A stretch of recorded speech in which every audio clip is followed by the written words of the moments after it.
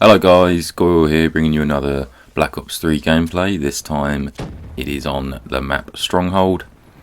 And what I wanted to do is, the previous two videos were about different guns and playstyles. I wanted to include this video because obviously I made a video about the assault rifles and the M8, which is a really long range weapon. Then I made a video about the Pharaoh, which is a really short ranged submachine gun.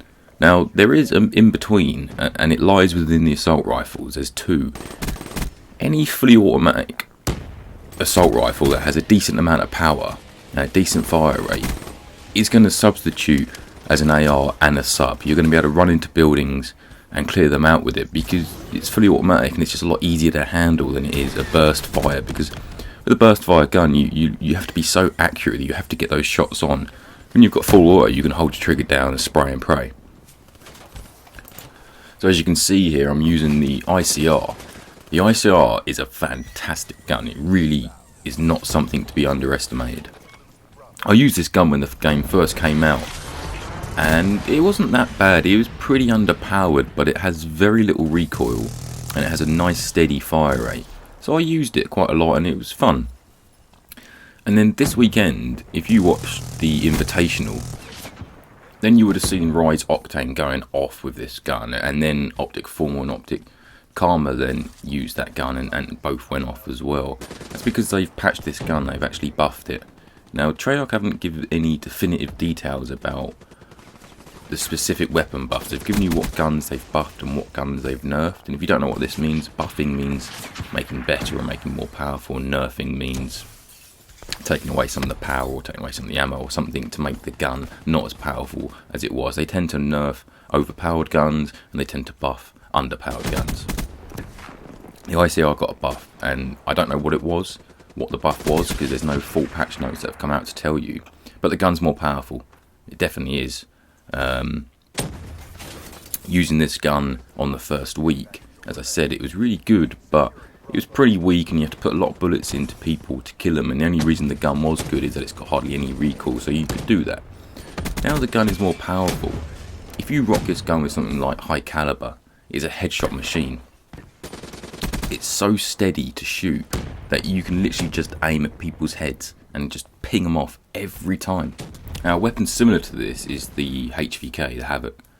It's a very similar gun, faster fire rate, about the same sort of power, maybe not quite as much, but the point of these two guns is that they're almost hybrid. Guns like this are kind of like a hybrid between an assault rifle and an SMG.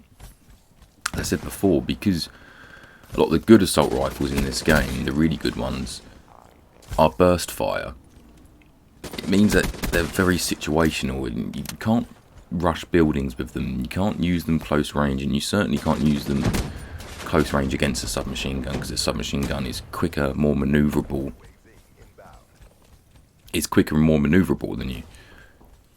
But with the ICR and the Havoc, because they're fully automatic, because they're quite short rifles, and if you've got the stock attachment which allows you to ADS quicker, then your movement speed isn't too far away from a submachine gun. Now what I would do with these two guns, especially the ICR, in my opinion the ICR is better, is you can play ultra aggressive with them. And I explained in my previous video about the M8 and the assault rifles that you have to try and be a bit more passive with those guns, and you can't be pushing up too far, you can't be overly aggressive, you've got to be very careful about where you move and where you're looking at. Whereas with the ICR, you can just rush buildings, you can be rushing the whole time and still get an awful lot of kills, and you can be beating SMGs up close, and you can be beating things like M8s from far away. Especially if you use high caliber. If you're using high caliber, then it really is a very powerful assault rifle that you can use pretty far at range, because the reality is, especially if you don't use the grip. Now, the grip is going to make your shot more steady, but the ICR is already pretty steady, and what I personally like, I like the view kick to kick up into the person's head. So if I'm using high caliber, if I'm getting 1 to 2 shots on the chest and then it's the view kick is kicking up to their head, I'm going to get a kill every time, and then I can flip to the next target a lot quicker. But you could also put rapid fire in this gun. I've only unlocked it recently, and the rate of fire doesn't increase massively. In previous games, in previous Call of Duties, rapid fire, more often than not, almost doubled the speed of your gun. It was always really quick, and it normally made your gun uncontrollable, but also devastating at close range. In Black Ops 3, it seems like the rapid fire is more specific to every weapon. It has a specific speed for the individual weapon, and on the ICR, it isn't crazy fast. It is a lot faster, and I would suggest using rapid fire if you're trying to use it as an SMG, if you're trying to put in those close range gun battles, if you're trying to get on the flag all the time, then use rapid fire, because it kills quicker. And when you're switching to targets, like, you can see how easy that 3-piece there was with this gun. It was just literally lock on, lock on, lock on, and they're dead before I take any bullets. So I really urge you guys to try this gun. If you don't like this gun, try the HVK. And something that's important to Call of Duty, that especially Black Ops 3, is that every map is different. And what I mean by that is, in previous Call of Duty, certainly things like Ghost, Advanced Warfare, I could rock my favourite gun on any map. Whereas with Black Ops 3, certain guns suit certain maps. I'm changing guns all the time, personally. If I'm doing really well with a gun, I'm going to stick with that gun. If I'm doing badly with a gun, I'm going to try a new gun. If I'm using the M8 and I'm getting wrecked, then I'm going to whack out the ICR. If I'm still getting wrecked, I'm going to pull out an SMG and be even quicker. And vice versa, if I'm using an SMG, I'm getting wrecked, I'm going to go up to the ICR, and then if I'm still getting wrecked, I'm going to go up to the M8. You've really got to be versatile in this game, and being versatile not only improves your gameplay and can make bad situations good, as in you change your playstyle and you start doing better, because the reason you maybe well be doing bad with a certain gun is because the enemy are using certain guns that are countering you. So you then need to try and think what guns they're using and counter them. And that's not always easy to do, but what I would suggest is, if you've got 5 class slots, just flick between them. If you're getting wrecked, just keep flicking between them, and eventually you'll find a gun that you're comfortable with for that map. And then you'll learn what guns you like using on certain maps. There are certain maps where I like using SMGs, there are certain maps where I like using assault rifles, and I very rarely change in between when I really know the formula of the map and how it works. And that all comes from experience. You can't be expecting, if Black Ops 3 is your first Call of Duty game where you've played multiplayer, you can't be expecting to jump in and do really well. Especially against people like me who have been playing Call of Duty since Call of Duty came out in Call of Duty 1, which was over 10 years ago. You know, that sort of level of experience is hard to beat, but it shouldn't scare you off. It should be an incentive that if you play more, you will get good, like anything. Play more, you'll get better. Once you know the maps and the spawns, and once you know players' tendencies, that's a real big one to learn.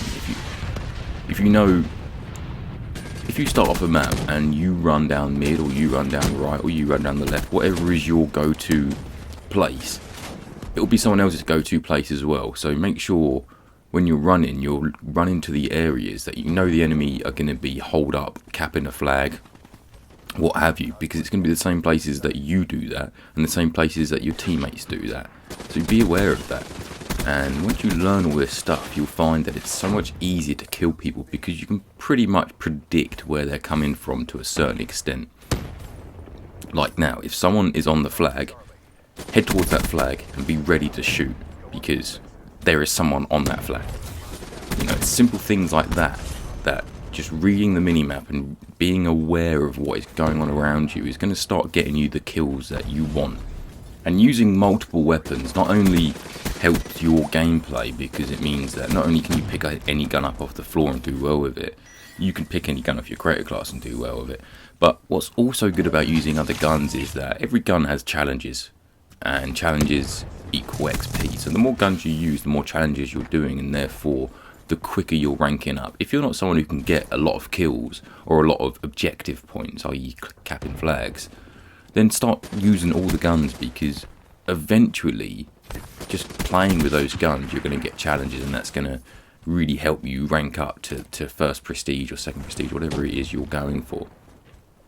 So I really suggest that you try every gun you can, preferably every gun in the game. There's still some guns. I've barely touched LMGs in this game. I know they're meant to be pretty overpowered. I've barely touched shotguns. I know a couple are meant to be overpowered. Sniping in this game is really hard. I've been sniping since COD 4 and I'm pretty good at it. This game it's a real struggle. I can't go positive with a sniper. I can barely go positive and I'm not hitting shots that I used to hit.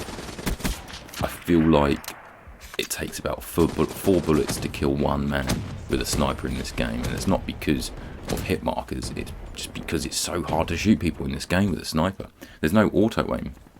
What that means is when you auto aim, it means when you're aiming close to the vicinity of a player, it's going to have a real small amount of lock on, and you're going to feel that lock on, and that's what keeps you on target. The reason consoles have that is because you're not using a mouse or a keyboard where you have a lot more free reign and maneuverability. You're using a controller, so the auto aim really does help out. I mean, if you don't believe me, turn it off and try playing without it, and you'll see a massive difference in how hard it is. But that's about all we've got time for today, guys. I really appreciate you watching my video. If you like this one, like, comment and subscribe. Let me know if there's any other weapons you want me to talk about or any other play styles you want me to talk about. Leave a comment in the bottom. I'll get back to you, and I hope you have a good day, guys. See ya. Bye.